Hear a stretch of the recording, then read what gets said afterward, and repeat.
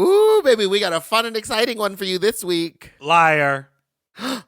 Is that because I'm dressed as George Santos? No, it's because you're an actual liar. You never played volleyball. You never went to college. You have no connection to 9/11. And I know you've never been a drag queen. This week we have an incredible guest. It is the journalist, a real journalist who deserves a Peabody for breaking the drag queen George Santos story. It's Marissa Cabas. That's right. And we also get into some good old regular sloppy fun. We've got voicemails. We've got chit chats, fat slut, and drag race and real friends of WeHo updates. But the headline this week is George Santos. Katara Ravache. Ravache. Is that like ravish? Ravishing?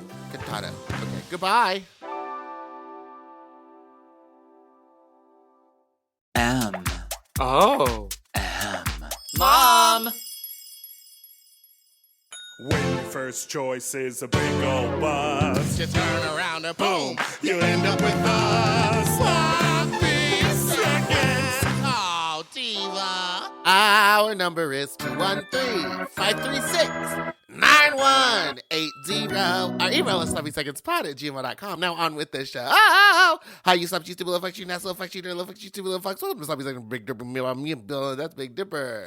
Hello. Hello, how are you? Gotta say Hello. it 4 times so you're not plagiarizing someone else. Hello. Oh, hello. Hello. You got to drop it back down, baby. How was your Boochie Cat this morning? I'm good. I had a rough yesterday.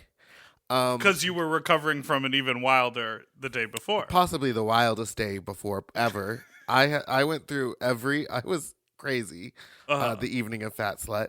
And I think I was hungover. I didn't get home until like 4 or 5 in the morning. And I was like hungover until now. I had a headache up until an hour ago. Oh. Well, give us the Fat Slut rundown because I showed up late. I missed pretty much all of the performances. Yeah, you really got there right at the end. I was on Friday night. I drove all the way out to Long Beach and For Miss Delta Burke. And I celebrated Delta's birthday by attending her show. We had a great time, a lot of good performers. Fina was there. I went with a bunch of people from Mom and like The Office, and it was really exciting to sort of go out there and celebrate her. But man, I really think everyone is what they say they are. There were like 8:30 start time, and I was like, great, we'll get there at 8:30. We got there at 8:30. They were obviously finishing watching Drag Race. Yeah. So then at 9 o'clock, they opened up the show area. And then at like 9:30, they started the show. So like we left at 11. And I was like, should we go to Fat Slut? Let's go to Fat Slut. So of course we walk in at 11:45 to Kendra, Onyx, and then Vander, which were both great performances, but I missed everyone else. Oh, yeah. Because a Fat Slut will start on time. Honey, she's prompt. Well, if it doesn't, then here's the reason it does, everybody. Because everyone's like, why don't you start the shows later? If it does, then the sexy food eating doesn't happen until like the bar would be closing. Right. No, I So get it's it. the only- I understand. I just was late. Oh, well. Well, it was nice to see you there. I was going to ask, are you going? She's having another birthday party tomorrow over by your house at Exposure. I gotta and I was work. going to swing by there. Oh, that's fun. What time? I don't Evening know. time. But that's why I was asking if you were going to go. 8:30 'cause then I would sharp. go. 8:30 Because if sharp. I go alone, I often feel weird and get too drunk. Well, you know who's in town? Who? Laurel. And I took her to Exposure last time. Yes. But we only stayed for like a short bit because we had a big dinner prior, and then it was sleepy time. That was the dinner where I almost showed up fully COVIDed out. Oh, and yeah, then but I you had was like- COVID. Yeah, so I couldn't go. So that was the last time I was supposed to see Laurel. Laurel Anyways, Charleston, everyone. Really we blowing could- up on the TikToks. We could go to Exposure. Who knows? I'm going to put it on my calendar right now. Okay. With a question mark, honey. Okay, so tell me about Fat Slut. What happened? I mean, okay. I love throwing parties, but you know how I have like the thing where if one little thing goes wrong, I turn into a raging bitch? Oh, yeah. So That- as we arrived, not to interrupt you, but hello, it's me, and that's what I do. as we arrived, we were waiting in line outside, and I saw Michael. And Michael was like, "What are you doing waiting in line?" And I was like, "I don't know what else to do." He was like, "Right, who else are you going to call?" So we waited in line for 2 minutes. It was nothing. Yeah. But he goes, "FYI, she's mad." I was like, "Okay, got it." I was. It was What so bad. It happened? was. I don't really want to get into it, but I just was not. That means it's real. That means it's real drama. But I had a good time overall. It was so fun to have Auntie Chan in town. Like, people really showed up for the IMHO girls. Like, they have such a huge following. Totally loyal. Yeah. Loyal to the wheels fall off. People were walking up right after Drag Race ended because I had hosted Drag Race beforehand, and were walking up to me at 9:00, being like, "Okay, what time does the show start?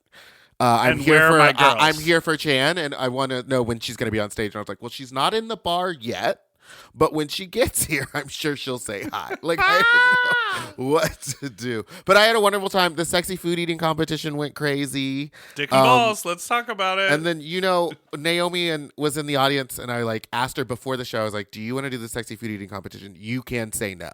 Like, just tell me no now. Otherwise, I will invite you on stage." She's like, "Let me see how I feel later." And then when it came time, I was like, "You don't really have an option now." And so, I called her up on stage with Chan to judge, and then Monet walks up out of nowhere. Oh my God, so wild. And I was like, "Oh God, am I gonna make a BBL joke?" I just need to clear the air. She's never had a BBL. That is a rumor that I started, and it will not go away yeah, and because she I won't literally stop saying it. keeps telling you, Like, I well, never she's- had that. Yes, I keep saying it. So yes, I made that up too. I am the George Santos of drag. Yes. Well, actually, that tracks. Wait, but I honey. want to just talk really quick. It seems as though people think that they can have dicks out at Fat Slut. Tell we the can't. children. You can't keep pulling your dicks out, or the party will be canceled. Do you understand what I'm saying? It is still a bar. And Do I'm you just afraid that understand there's what going I'm to be saying? undercover police one day that hear about this weird, crazy strip show and get it shut down. Because I think that's what ended up happening to some other underground party, or not an underground party, a regular bar party that was happening somewhere, and then they had to move it to an underground party. Well, I was texting with Monet a little bit about it after, and the way that she talked about it, she was like, LA is different. Y'all are out here just in public on mushrooms, LSD, peyote, just twinkling at the stars, living your best life, stripping down, putting your balls and your ass in your hole out there for everyone to see. And the person who was the culprit of that A behavior, good old friend of mine, Oh. a dancer that lives in Berlin now. I knew them from forever ago. Well, so there's one thing. Lives in Berlin now. The rules are very different. So their rules of engagement in They're always public hanging is out at probably Burger different. King or Burgerheim or whatever they call that place. Yeah, Burger King. You're like, I want a Whopper with cheese And a side of pickles. Sir, this is a nightclub. But also that person did seem like they were rolling on something. Listen, they might have been. I'm not one to judge. What you did judge is that Dre didn't win and she was plucked. Was she? I don't get to pick. It's the audience decision and the guest judges. The place was so packed, Meatball. It I was like, crazy. I was like, just do it a tie. You're like, no, that's my $200. I did it. Here's the thing. I can't keep giving ties out. We did a tie last month. We'll make them split the $200. That's what we did. They split the Oh, so $200 and they split the tickets to Adore's show on January 31st Well, at the Whiskey A Go Go, presented by Obsessed International. at the Whiskey A Go. At the Whiskey A Go Go in Hollywood. Well, it was definitely wild and crazy. It was fun to be there. We met someone named Skittles who listens to the podcast. Shout out to you, Skittles, and all of your facial augmentation. Slay. Oh, got work done? Yeah. I love people with work. Do you not remember this? No. You and I I was like, hey, come out here. We left the dressing room. We walked down the hallway. We talked to this guy. He was like, I listen to the podcast. We were like, wow, look at your lips. Because they were plump. Like she had just been filled. Uh-huh. And we had a whole back and forth about it. No clue. How'd you get home? Walked.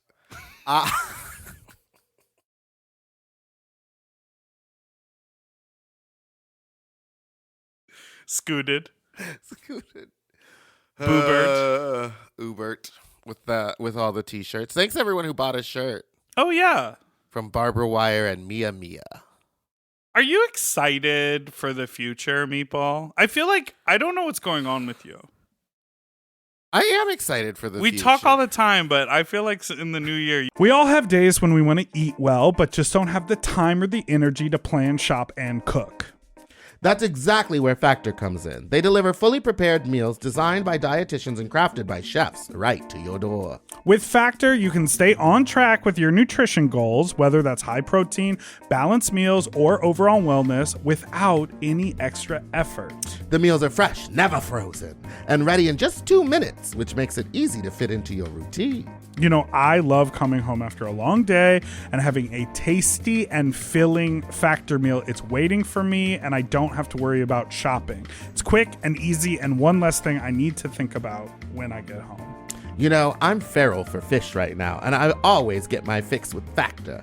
I recently had their scampi-styled shrimp and salmon, and let me tell you, it did not disappoint. So get Factor today and start enjoying delicious and nutritious meals. Head to factormeals.com/sloppyseconds50 off and use code sloppyseconds50 off to get 50% off and free daily greens per box with new subscription only, while supplies last until September 27th, 26.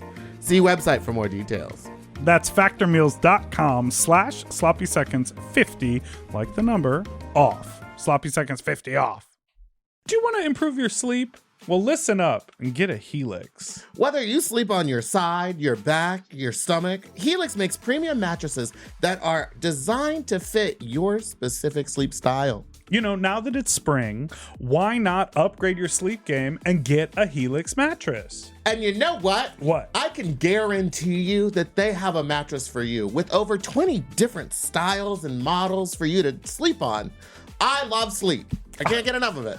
And I love my Helix mattress. So ever since I got the big and tall, I know we go on and on about it, but it's a perfect fit for me. I haven't had a mattress before that I was able to select a model from, and I'm so happy I got to do that with Helix. And I, too, have the big and tall model, and it's perfect for my big and tall body. I loved it so much, I got a second one from a guest room. True. Yes, baby. And the people are sleeping great in there when they eventually do sleep in there. Best of all, Helix delivers right to your door with free shipping in the US, and you can get a 120-night sleep trial to make sure that it's right for you. You also get peace of mind because Helix mattresses are backed by a limited lifetime warranty and have been recognized by experts at places like Forbes and Wired.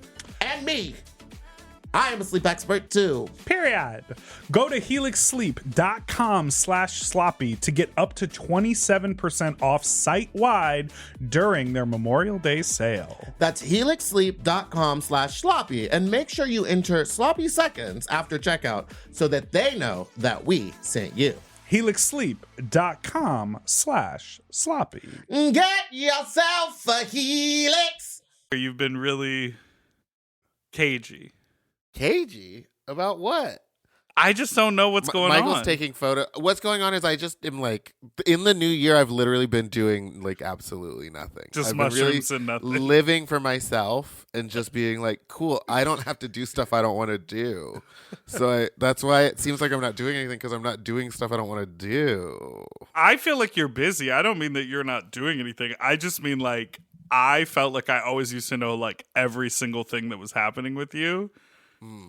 Well, And but okay, so how many times would here's what I've also learned in the new year. It's like, how many times did you start a project or start something or like sign a contract for something and then it like never happens? But you get excited and you tell a bunch of people and then it never happens. It's So happened to me a few times, yeah. Yeah, so that's like a lot of the stuff that I was doing. Like, I fully shot an episode of some show and it's just not going to air. You know what I mean? So like talking about stuff really just like, it seems like it's not worth it until it's real anymore. That's true. I was listening to a backlog episode of Nicole's podcast, and Mary Holland, the actor who has been on our show and friends with Yeah, I Lauren and love Nicole. her. She's so funny, so She great. was at her birthday party. Yes, yeah. So Mary was talking about, you know, like the website Deadline, and how like on Deadline, like they'll announce projects that like have gotten the green light. Yeah. But it's like people don't even want to share that anymore because, like, look what happened with Batgirl. They shot the entire thing. Oh, yeah.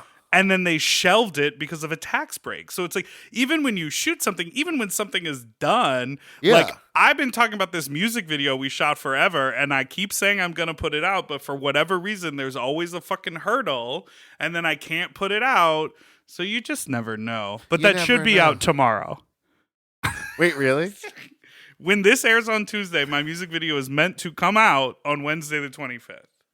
Now, which one is this? This is the one that I've only seen the little clips of, and the dancers and the Club spinning. Go Up, yeah. Yeah, exactly. yeah. That's a good one. It's going to be fun. And it comes out with a whole new music EP as well. Ooh. Yes, honey. She's doing remixes. Oh, speaking of a new EP, did you see Bob has a new EP coming out, and they're going to be like releasing it at the Troubadour here in Hollywood? Bob the drag queen? The drag queen, yeah. No, I didn't see that at all. Isn't that crazy? At the Troubadour.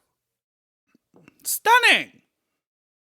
All right, we are going to take a break, and when we come back, we have a very exciting segment. Yes, we do. I'm getting ready to start lying, honey.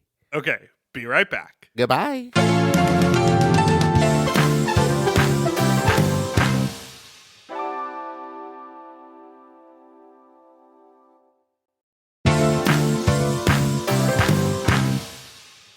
And we're back. Okay, so many of you on Twitter have pointed out that with some light styling adjustments, Meatball could resemble a certain elected official, Mr. George Santos. So we thought today, as a special treat, we would get a little insight on all of the hullabaloo that's going on. Mm-hmm. So we have a special guest. This is an actual journalist. I know a lot real of our journalist, listeners, everybody. A lot of our listeners think that our commentary is fact-finding and journalism, but it is not. So please welcome, I dare say, a George Santos expert. This is Marissa Cabis. Hi. Hi. How are you? I'm doing well. I'm so excited to be here. This is definitely the most fun thing I've gotten to do so far this week. Okay, not being on national television, but just being on our weird little podcast. Being on Zoom. Well, I get to, sit here in leggings and, not. Smart. There it is. So, Marissa, you're a columnist at MSNBC, and you have recently become like one of the more knowledgeable sources at the nexus of all of this George Santos news that just kind of seems never ending. So can you give us like bullet points on this story? Like, how long has the world been aware of George Santos, and how many lies has he told? Yes. Well, the number does not exist for the number of lies he's told. We'll never know the real number. But as far as how long we've been aware of him, it sort of depends where you are and who you are. But the basic timeline is that he first ran for Congress in 2020 to represent part of Long Island and Queens in New York. He lost by a pretty healthy margin. And then he ran again in 2022. And he somehow managed to win. And everyone was very surprised because the area that he ran to represent is a very purple area, but like Biden won it. And, it had always been represented by a Democrat. And then all of a sudden, this guy, George Santos, wins. And everyone's like, who the hell is George Santos? Like, where did he come from? And so people started doing more digging, which is something that you're supposed to do before the election. Right. But we did a little backwards here. And I'm from his district. I grew up there, and my parents lived there, and some of my best friends still live there. So that's why I'm so obsessed with it. Yeah. I'm a Long Island girl. I tried to get away from the roots, but you can't run and hide from your roots. And so even though I'm in Brooklyn now, I'm still so obsessed with things going on there. And so he was exposed as this giant liar and fraud in a December 2022 New York Times piece. And in the month since then, it's just been bomb after bomb after bomb, us finding out that he is not at all who he presented himself to be. And I was watching something that you did an interview on TV, very fancy guest we get here at Sloppy Seconds, where you basically said his lies are this sort of like a creation of an avatar of what would get someone elected. So what are some of those lies that sort of maybe hit with voters in that district? Yeah, so he's like this Frankenstein's monster of a Long Island douchebag, and, he's a finance bro, and the qualities I'm saying are he's not actually. These are what he Yeah. purported to be. Okay. A guy who's very successful in finance. You can find a lot of those on the North Shore of Long Island. He had sort of his grandparents and parents had like an immigrant story. He claimed to be Jewish. It's an incredibly Jewish district. I am Jewish. All my friends from home are Jewish. And he even claimed he had a Holocaust survivor lineage, which is also, I have that actually in my family. So I was like, yeah, no, I get it. Like he's trying to be me. Well, I'm not a finance bro, but driving a nice car. He said he drove a Mercedes, and he, college educated, and he was a college athlete, and just trying and dressing the part. Wearing like 17 layers of shirts, and he just like he wanted to present as this really successful person. And all of it's a lie. It's just so insane that it's all a lie. Like he lied about what college he went to. He lied about being a part of like a volleyball team. That was how he got into the school. He never went to college. He never went to college. Like how are we supposed to trace? Yeah, I know that's the craziest part. He never went to college and he lied about going to 2 different colleges. But how are we supposed to figure out who he really is? He also had like other names that he was using. Yeah, he's had many aliases.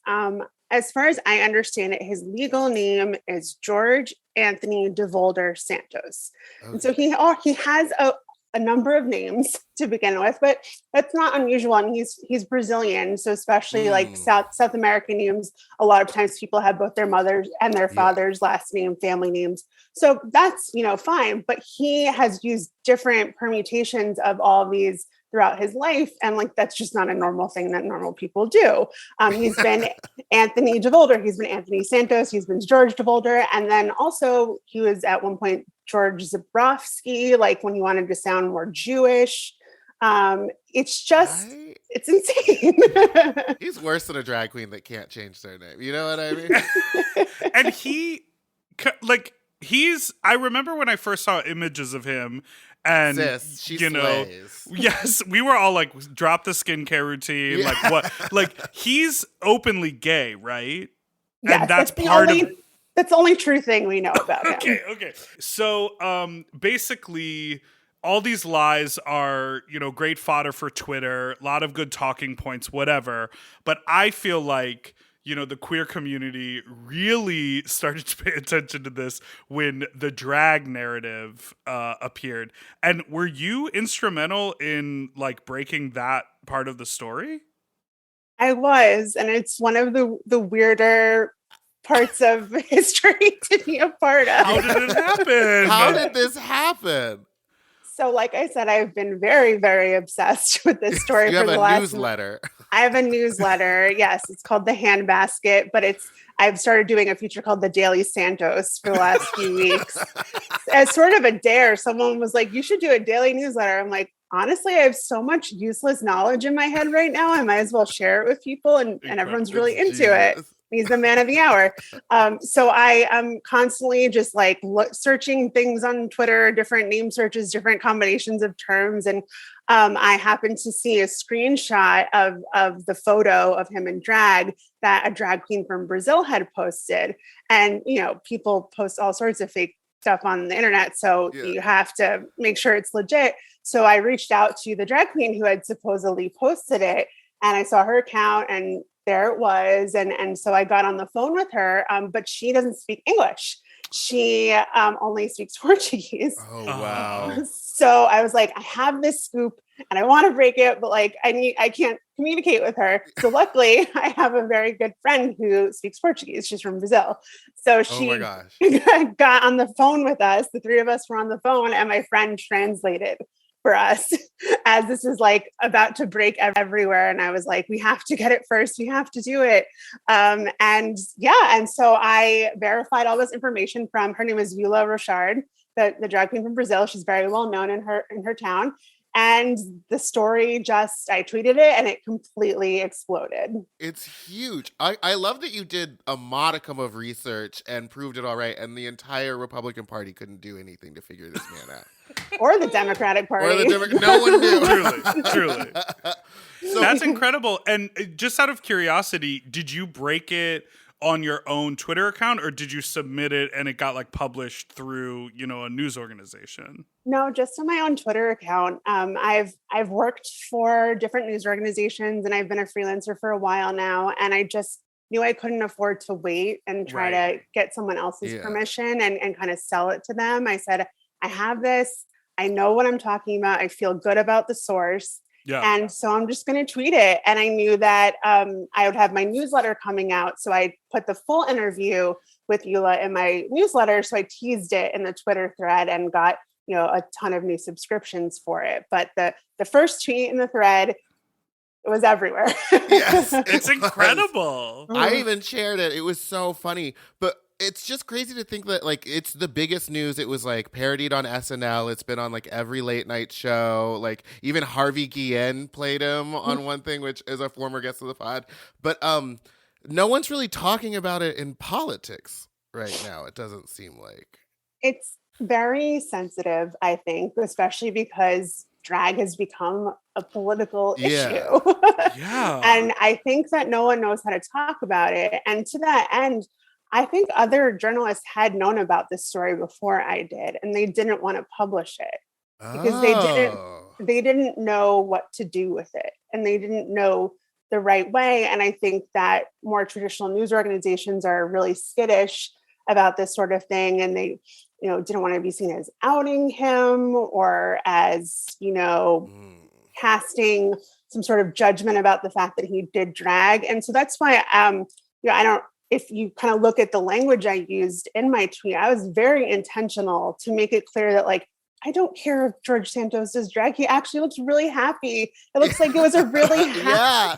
All the videos, he looks like he's having a great time. Living his life. Yeah. It kind of like bummed me out in a way. I was like, George had a nice thing going in Brazil. Like he had a good life. He was very happy. Now he seems pretty miserable. Yeah. So I was very clear to be like, it's cool. Like have fun, George, but don't align yourself with people who are actively wishing harm and sending violence to literal drag shows all over this country.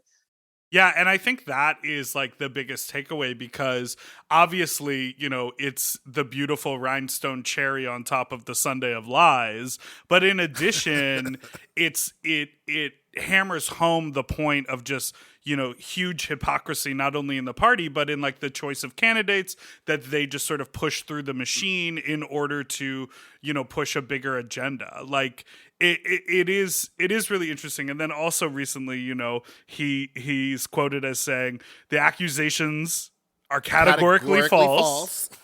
And then of course, video just emerged of him saying, I wasn't a drag queen. I was just at a festival having a good time. So it's like we can never get a, straight answer out of him. You know what I'm saying?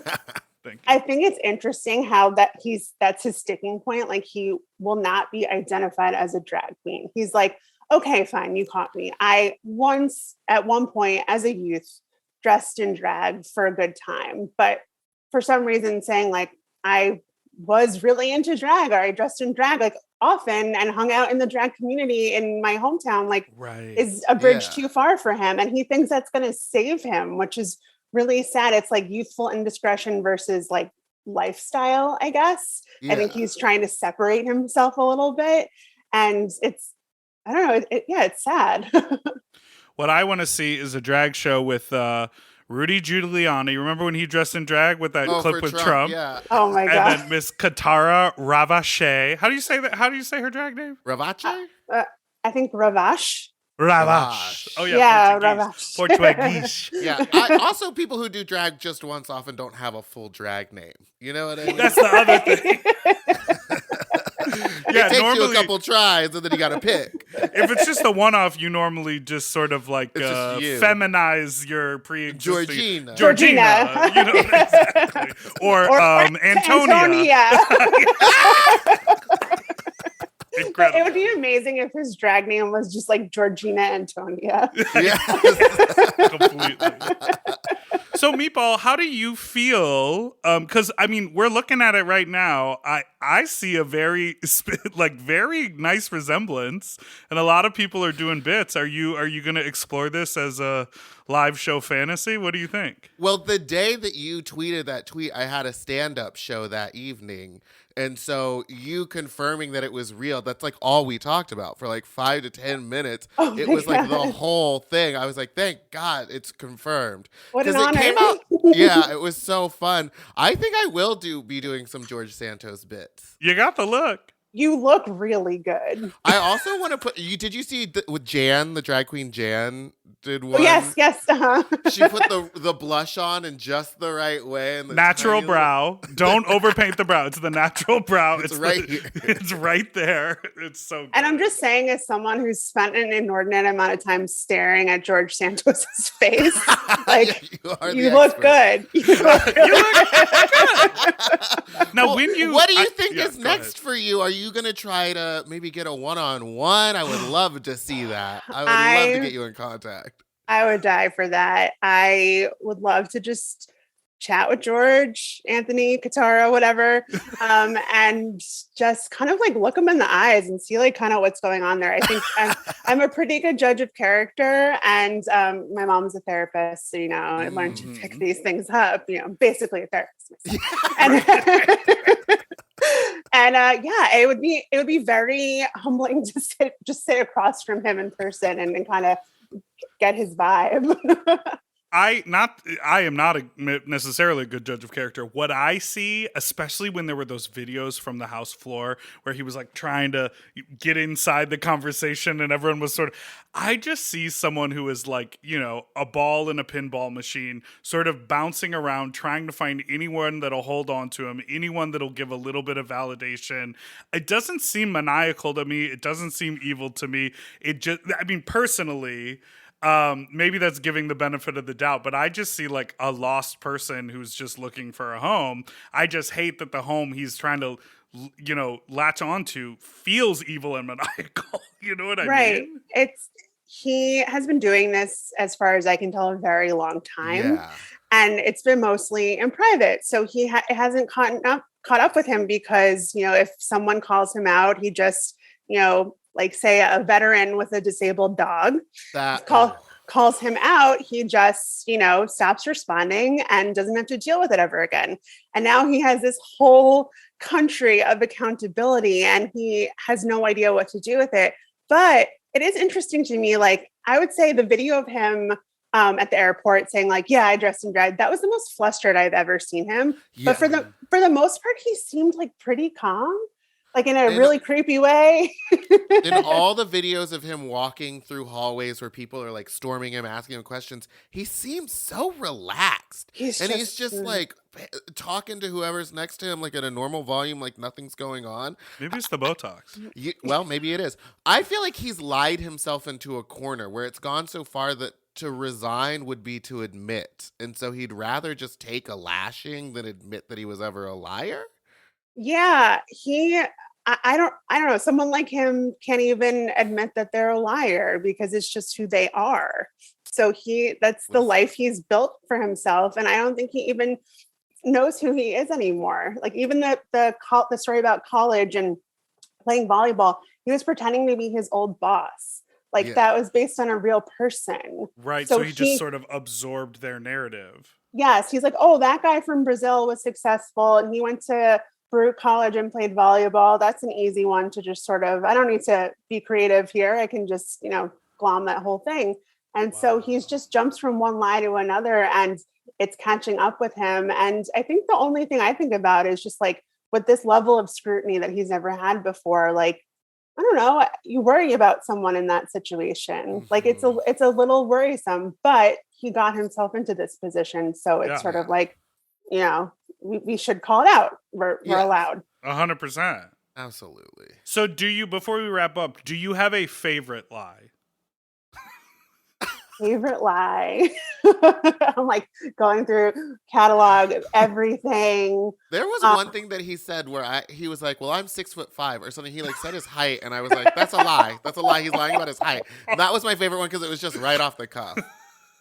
I mean, the initial revelation about the volleyball story was just, it really took things to another level because it was like, what a weird lie. And there's proof, there's books you can look through you could call the school and ask. Right, but also just like volleyball seems very random. Right. Well, it is a very gay sport when you think about it. That's fair. Yeah.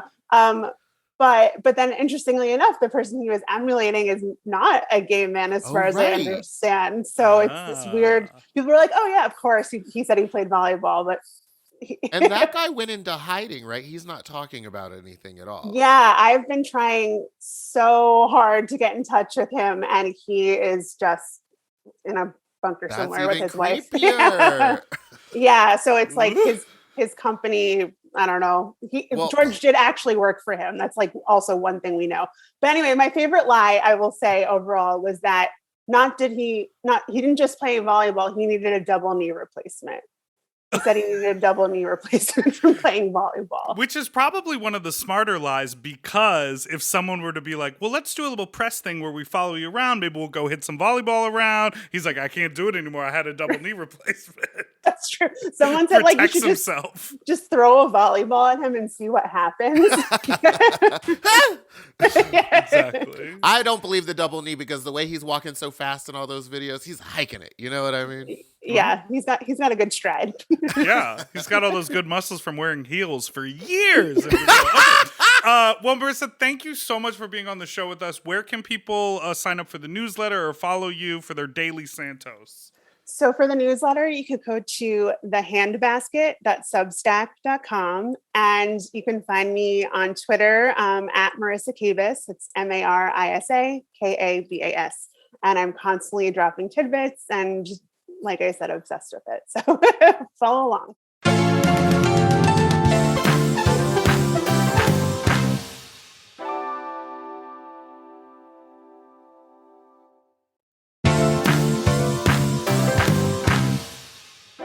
And we're back. She was great. I loved her. That was amazing. And thank you for dressing up in a suit. It wasn't hard. I'm in my own home. What are you wearing on the bottom? Sweat shorts from Adidas. Thank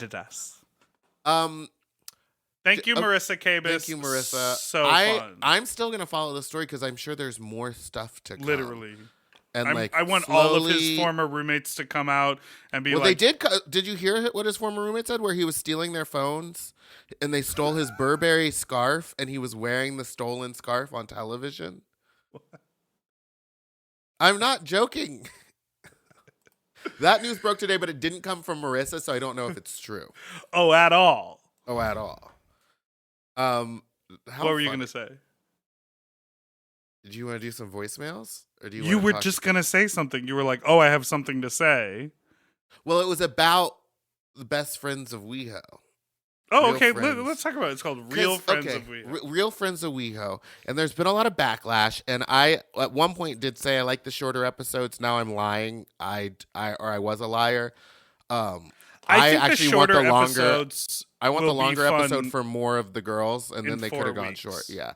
And then I want to say that there's a lot of people saying that they don't want to watch that show, and there's a huge boycott.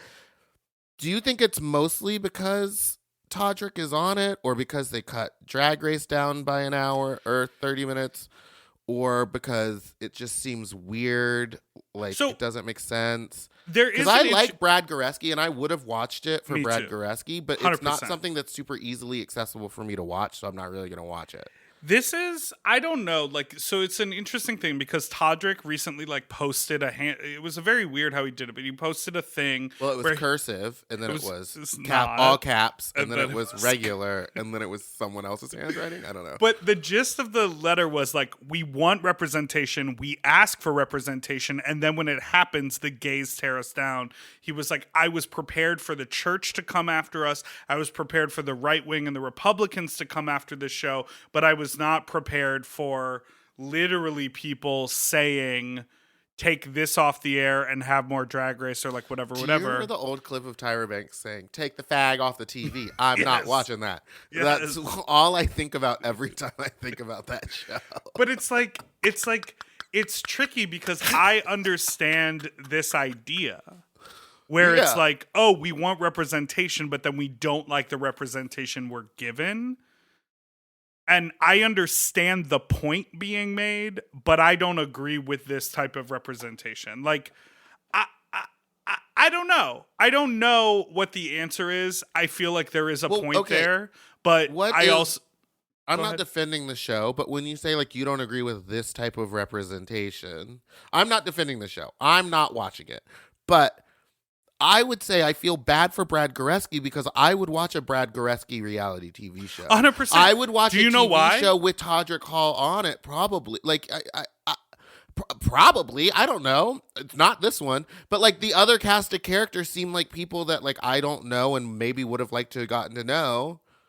Well, so what are you saying? Why? What But is your I reason for truly not have wanting no this? interest. I just have no interest in But watching why? it. Because now you're saying you would watch a show with all of these people on it. No, But why? actually, I guess I'm a liar. I just don't care about those gay guys, I guess. What I would care about is if it was like a show and there was maybe like a young DJ who just moved to LA and is trying to make it or something. Yes. That seems more interesting to me because it's about someone that I can actually relate to. I saw a couple of different sort of takes on the internet. Obviously, one of them is this is a format that works with rich women or people who pretend to be rich women in the Real Housewives of. That's the whole But thing. those women are like worse than Todrick. Not that I care. Todrick is, I don't care. I don't know him. Right. So the format works there. So I think a lot of people are like, oh, so we can't even have our own show. We just have to rip off the format of a show with mostly straight women on it. Like people see that as what's happening, so they see it as a negative. And then secondly, someone pointed out the whole conceit of the original Real Housewives was that they were housewives and they were trying to make their own lane outside of just being a housewife. It's no longer necessarily the case because the franchise has grown so big, but in the initial thing, it was like, oh, I'm a housewife, and then Vicky Gundelson was like, and I'm a real estate agent and also an insurance agent. Right. Yeah. And so it was Vicky like, really oh, had it all. I'm growing my business. With Real Friends of WeHo, all of these people, it's like a skincare business, a styling business, like they're doing their business. Oh, yeah. So I would be more interested in watching them do it like their show was Attempt to become successful. Yeah. So there's that thing. And then I think the other thing is like just cast the show differently. Like I would love to see Brad on a show, and Willem has said this multiple times on Race Chaser that this actor friend of his, Chris Salvatore, was vetted for the show and was on the show, and then other people said, I'm not going to film with him because he has an OnlyFans account, and they didn't want to be associated with that. Well, that's real gay, honey. He got kicked. He got replaced on the show. Throw a stone in Silver Lake, and you're hitting a gay guy. Part of me is like, I don't connect with WeHo. And all of those people are like, buff and skinny, and that makes me feel uncomfortable. Yeah, they do need a chubbo or something on there. They need just more like a different variety of gay Just people. call it LA. Don't call it WeHo, and put some East Siders on there. Put some stinky hairy boys on there. You know what I mean? Yeah. Anyhow, the one thing that I was interested in is that they tweeted that they had a worldwide audience of 20,000. I think that might have been like a fake account.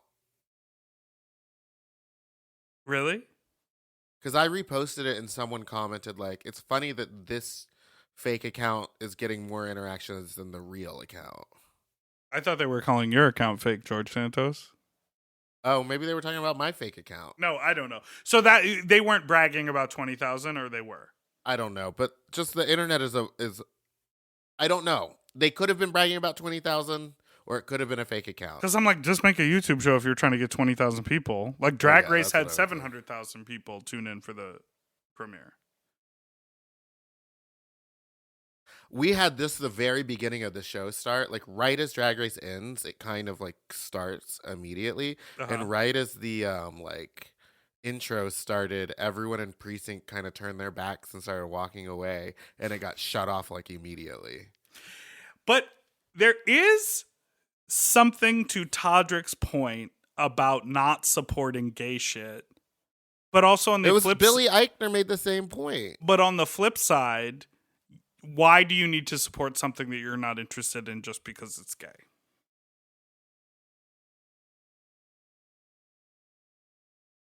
I'm asking you. That's not a rhetorical question. I don't know. I don't think you should have to. Right. So therefore, boom, boom, pow. Now, in Todrick's video where he reenacted the Mean Girls scene, I would like to know why his window of his car was smashed. Yeah, that didn't make any sense. It's probably some deep cut about him being out somewhere and someone smashed the window of his car.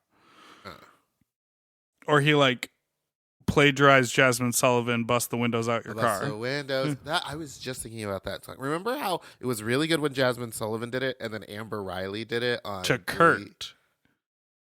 Like the dynamic was her and her gay best friend. Oh. like he was the opposition. He left her for somebody or something. Like changed duet partners or something like that on Glee, and then she sang that song, and I'm like, give her a fucking love interest. Like I want to hear Amber sing that song. But, I do too. Not to her gay best friend who said I'm actually going to sing with Rachel Berry instead of you. All right, sorry. Should we do some voicemails? I think I'm getting my buccal fat removed. Oh. What if I did that? I can't. I think the first thing I would want to do is down here. Hey, hit. Sorry, never mind. Hey, hit what? A treadmill. I'm not doing that. Literally, yesterday, Michael went, your body, you have not moved all day. And I was like, I know, I can't sleep. And he's like, yeah, you've done nothing to deserve sleep. Yeah, you have to exhaust yourself. Done anything. I just don't go to surgery right away. I don't think I would ever actually do any surgery. The most I'll do is Botox. Because going under is a big thing. I know, it's extremely... I'm going under. You know that Evanescence song? No. You don't know that? I don't know Evanescence. All right. Next call. Fuck that guy. I'm fat and I like your fat problems and I want to hear more fat problems. Love you, bye. Well, you just heard some fat problems. You just heard some. Hi, Big Dipper. Hi, Meatball. I'm calling in for the fat people problem segment. It's a segment now. Fat problems. I ordered 3 shirts from Tommy Hilfiger, all the same size. Let me know why one fit and the other 2 were fucking garbage. How does that make sense? I don't get it. I wouldn't buy from Tommy Hilfiger. There's your problem right there, fatty. There's one problem. Here's where you gotta go. If you're looking for some dress wear stuff, Ralph Lauren has really good extended sizes.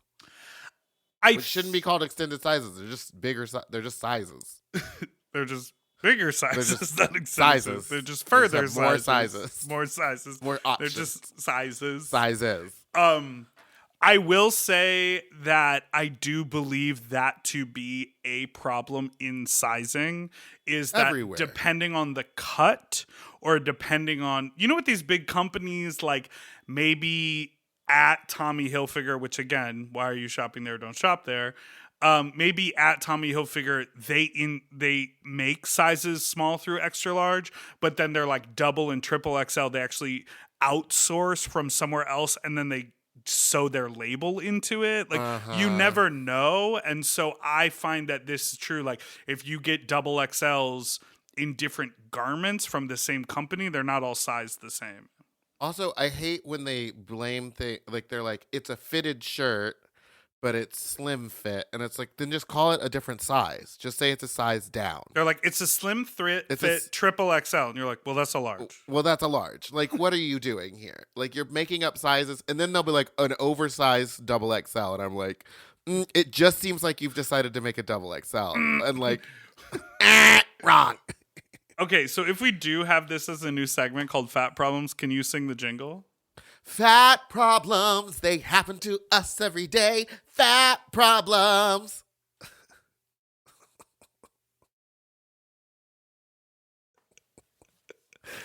I couldn't think of anything that rhymed with day. There aren't any words that rhyme with day. Why don't Say, you? hey. Let's take a break. Fat problems.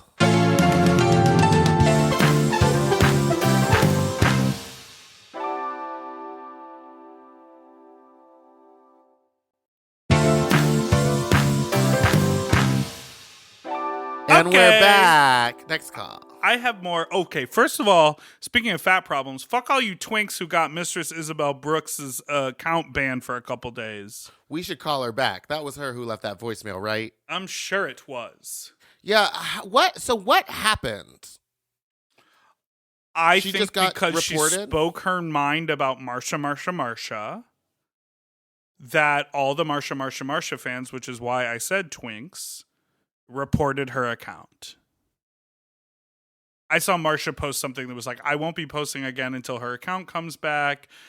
Mistress is giving you amazing television. And then Mistress went on a whole thing on Twitter being like, I literally am going on there, sharing my art and doing what I'm told. They ask me my opinion. I give my opinion. That's all I'm doing. I'm a part of a reality TV show. It's so crazy. It's not real life. It's not real life. And but getting someone banned on Instagram, getting someone banned on Instagram is that's her real paycheck. life. That's how she's going to get bookings. Like, I mean, a website is one thing, but people are going to check her Instagram, and you guys are really messing with her. We're saying Also, you guys, like any of those people who got her banned, listen to this. They don't want to hear our fat problems. But, like, it's another thing that I see a lot of the Drag Race girls this season being like, I'm not going to tweet anymore. I don't want to be on this hellscape anymore. And it's just like, they shouldn't have to feel like that for just being on TV. Fat problem. Next call. I really upped the key there. Wait, Beyonce in Dubai. Yes, I've seen some backlash on that too. I know, but you got into a Twitter thing and you didn't understand what was happening. What do you mean? There was a clip of Beyonce and Blue Ivy singing Brown Skin Girls. And the tweet said, Beyonce really said, not that much, or Beyonce really said, don't do too much. Oh, yeah, because the daughter started dancing. But my joke was that she didn't want her moving that much because it was like she couldn't move that much. I know, but it looked like you said, no, she had a foot injury. Like, as if Beyonce showed up to not give performance. I think that Blue was like, I did not rehearse and memorize this dance for your little broken foot to come in the way of me being a star. No, Blue is doing choreography from a music video. It's not like they rehearsed the choreography and then Beyonce injured her foot. Beyonce's not going to dance next to her daughter. Her daughter would be left in the dust. That's a child. She still has little new legs and limbs. She's not coordinated enough to go against Beyonce? Beyonce? You're talking about Beyonce? Yes, that person who tweeted that was Essence. Yeah, and in Chicago, I think you guys, who I'm obsessed with. She's the one who was the little Amish girl. Black Amish girl. Do you remember that? And she went up on stage and she churned butter for a whole number. Obsessed with that behavior. Okay, here's another call. Hi, Big Dipper and Meatball. I love you both very much. You. I listen to your podcast all of the time. I am 26 seconds into your interview, or the episode with Willow Pill. Called Shower Milk. And you have already called her the current reigning. Yes. And also I see that the, what's it called? Thumbnail says co-went waning, which is very funny. But current reigning is actually redundant because if you are reigning, it is current. Oop. If you are the current queen, then you are the reigning queen. Oop. You don't need to say both. You can just choose one. That's all. Goodbye.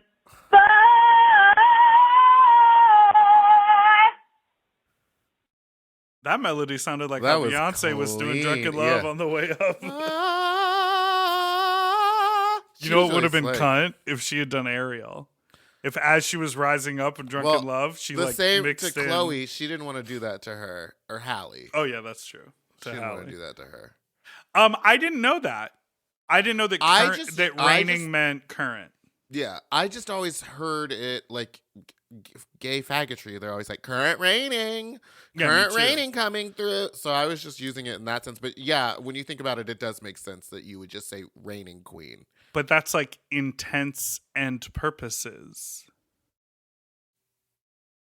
All intents and purposes. Yeah, right? all of my intentions. And my purposes, not intensive purposes. Who says intensive purposes? Ooh. Me. And then Didn't sometimes you also say Pacific? Yeah, pacifically. Mm-hmm. It's when you go on the ocean. Of the ocean. Of the oceanic varietal. Next call. Okay, y'all. Last night, I was supposed to bottom to this guy. We made plans on a grinder. I'm doing my prep work, douching, all of that, and it is not going as planned. Not a good idea to bottom. So I message this guy and say, hey, can't bottom tonight. Not going to happen. He messages back and says, cool, do you want to top me instead?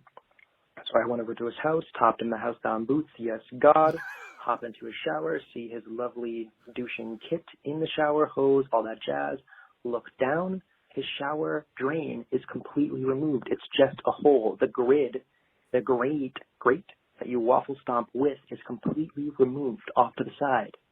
He ain't waffle stomping. That shit is going down the drain, literally. That's terrible. Goodbye. That's terrible for your drain, I am assuming. And why? Because I feel like it could get stuck in there, and then you'll have shitty water in your drain. And I've always been curious. You know how at the end of the toilet, or the bottom, the hole of the toilet, woo-woo? Yeah, it goes woo. Woo. It gives you that good S. Yeah. And now I'm just gonna. This is just a theory that I'm coming up with that might be common sense to other people. Is it shaped like that so that the force of the water, the force of the flush pushes everything down, but the woo woo woo is to break up anything that might cause a clog? It's sort of like an internalized like shake so that everything is smaller particles as it flows through the rest of the plumbing. I have no idea. But when I think about that, you know how underneath a sink, there's that big U, and in the bottom, it's a catch. It's like if you drop a ring or something, it'll get stuck down there. Yeah. If I had a heavy and dense enough poopy, would it get stuck? No, because it's all dissolvable. Unless you're pooping actual solids like plastics and rocks, it would all be dissolvable. I never know. You're like, I eat Pop Rocks. Those are rocks. Those are rocks? It would all be dissolved by the water. You know, when I was a kid, I used to eat sand by the handful and rocks. And one time I pooped out a worm that was like a foot long. That's having worms. Well, we were living in Egypt at the time, so I think it was probably kind of common. To have worms? No, for worms to be in the sand and things. Now, why would you eat the sand? I don't know. Up until like maybe early junior high, I would like find little pebbles and like swallow them whole. Would you try to crunch, munch? No. I would just like suck on them until they were like wet, and then I would just swallow them whole. And did you talk about this with anyone? Yeah, I told my parents about it all the time, and they were just like, please stop eating rocks. Do you ever have the urge to now? No, but I do like very often just like want to feel things with my mouth. You know what I mean? Like you see a penny and you're like, get that over here in my mouth. I might stick a penny in my mouth. Not if I like see it on the ground or something. This microphone or something? Oh. No, it has to be like small enough that I can like put it in my mouth. Yeah. So not dirt though, just mostly rocks. Yeah, or like small things. Like I don't know. Like what's something that I chew on? Oh, okay. G.I. Joe figurine. No, I never chewed on toys. But like I'm trying to understand, Meatball. Like you know when you get a new t-shirt and there's like a tag, like a t-shirt tag on it? Uh-huh. Like that little plastic thing that you use like a tagging gun. I like those. I like to put that in my mouth and chew on it. But not swallow. I don't swallow things anymore. I spit them out. But if I could swallow them, I would. Now, weird? Why is that weird? I'll let the callers tell us next week. Oh, no. But I am curious, like, did you see that thing on TikTok where that woman made the kitty litter cake? No. And it looks like she's eating dookie and kitty litter?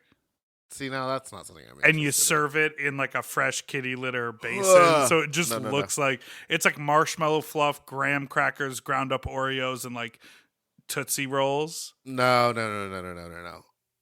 That's disgusting to me. Okay, I have one last voicemail. Or I have two to choose from. One is about a bad blowjob, and the other one is about dark rooms. Like super dark rooms. Oh, well, we just talked about dark rooms last week. Why don't we do that one? Sorry, you burp up some rocks? Hello, it is 7:30 a.m. Stop. I'm listening to the podcast, and you asked about dark rooms, and I think that there should always be like a low light option for people like you. Thank you. People like you, sorry. But I appreciate a dark room. One of my very first experience in a sauna, I was on the 3rd floor of the sauna in Ecuador, and I went into this like dungeony cellar, like wet sauna room, and I couldn't see a thing. And there were like these little slabs that you would lie on, and I distinctly remember lying there in the dark, and there were like 3 or 4 different men sort of fondling / touching different parts of my body, and it was pure heaven. And at the time, I was probably 20 years old. I don't know if I would have been comfortable if I was seeing what these men looked like, because I learned then that like you can tell how old someone sort of feels based on their skin a lot of times. And I noticed like, oh, this is like, these are older men. But like, I think that the darkness in saunas like allows people to open up to different body types and different ages. It's like kind of like having an avatar online where like you get to act like someone different. And I think that really opened me up to sleeping with older men. Well, I might have already opened up to that, but it was good, and I advocate it. And so when people are like, "It's too dark, I can't see," I'm like, "Well, that's like how you open up to new people, because you're like, I can't see," and then you feel the big tummy, and you're like, well, actually, this person's like touching my hole quite well. Like, what does it matter to me if they have a big tummy? Yeah, what That being does said, it I matter totally if get they have people a who big want to see, and I want to see a little bit too often. So I think there should be both. Like, I think darkroom is great, and there's a reason why those bottoms are on screen the bulb. They don't want to see. They don't want to be disillusioned, if you know what I mean. Anyway, goodbye. I mean, yeah. I mean, points were sense. made. I know it's for like certain people love it, and I know that to be true. And I think we even said that like at your party there will be probably a dark room and then like a one that's like a lighter for options. But the only problem is if everyone's in one, there's no way to see. Right, and like, listen, if the bottom doesn't want to see at all, bitch, wear a blindfold. Wear a Put blindfold. your ass in the air. At all. Whatever. Oh, meatball. At all. I bought a fuck bench. Oh. I'm really excited about it. Did you set it up? No, I'm gonna go pick it up next week. Oh, you had it custom made. Can I show you what it is? Yeah, sure. So Okay. open it up in the chat. Send it open up in the chat. It looks like this. And so now how do you, so it's on your stomach, knees on the 2 sides. Yeah. Oh, and look, there's handles for gripping. And it's adjustable, so that centerpiece comes down. That's expensive. I saw so the look, price.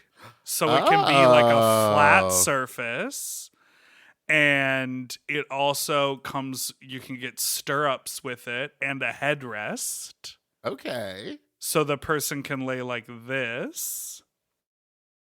Wait a minute, I know him. You do? No. Oh. So the person can lay like this, or the person can be like that with that. Look at that support under your belly. Oh, yeah. Now we just need one with a hole cut out for the belly, like your old leotards. But isn't this cool? I'm excited. That's very cool. I didn't get that because I'm like, I can't handle all of that. But the hanging stuff. if the handles and the headrest come off pretty easily, so I can just have this sort of square padded bench in my home. as like a piece of furniture, and then it also becomes the Yeah, it looks a very industrial piece of furniture. Yeah.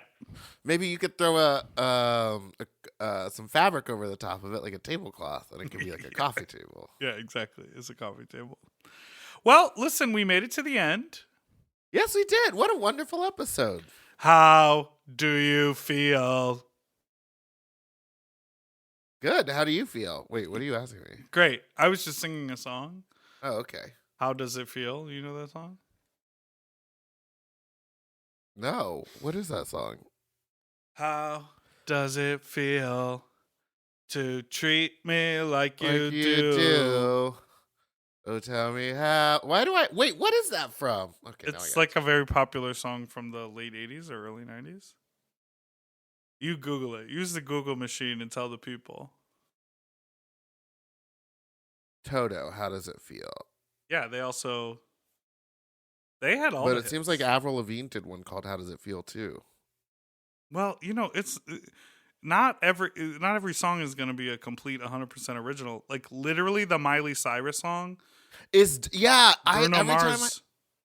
It's a Bruno Mars song, and it's like Donna Summers too. Yeah, there's like a sample in it, and then lyrically, the Bruno Mars song is like, "I could buy you flowers." Like she's.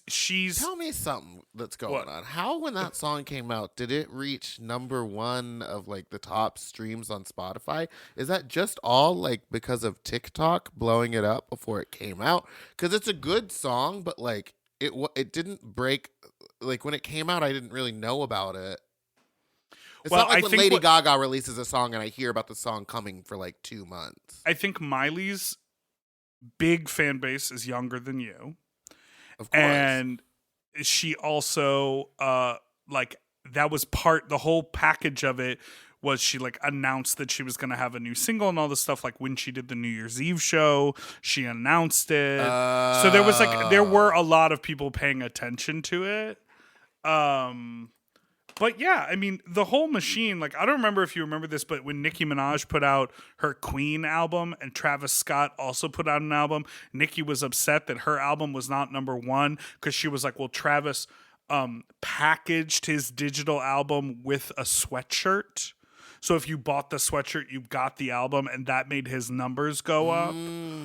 The way music is consumed is so different now. It's like there are songs like Unholy, that Sam Smith song with Kim Petras, is huge on TikTok, but as a song itself, I don't know that everyone is listening to it. Well, they just performed it on SNL.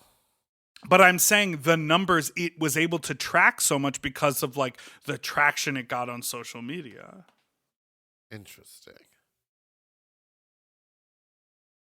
Santos out. I hope something else crazy comes out about him soon. On this Bruno Mars song, he says, "I hope he buys you flowers." Miley sings, "I can buy myself flowers. I hope he holds your hand. I can hold my own hand. I hope he gives." Apparently, I mean, I don't know if it's true, but he apparently cheated on her a whole bunch. Bruno Mars did not date her? No, the person she wrote the song about. Oh my God. What if I thought Bruno Mars was gay. We all did. Any final thoughts, Mr. Santos? Just waiting for Bruno Mars to come out. All right. Thanks so much for listening to Sloppy Seconds. You can follow us on Instagram at SloppyPod. You can send us an email at sloppysecondspod@gmail.com or call in with your fuck talk story to 213-536-9180. You can follow us on Instagram at Big Dipper Jelly and Spiciest Meatball on Instagram, and Fat Drag Meatball on Twitter, and on TikTok I'm Meatball the Drag Queen, and Big Dipper is still Big Dipper Jelly everywhere. And follow Mom Podcasts on everything too.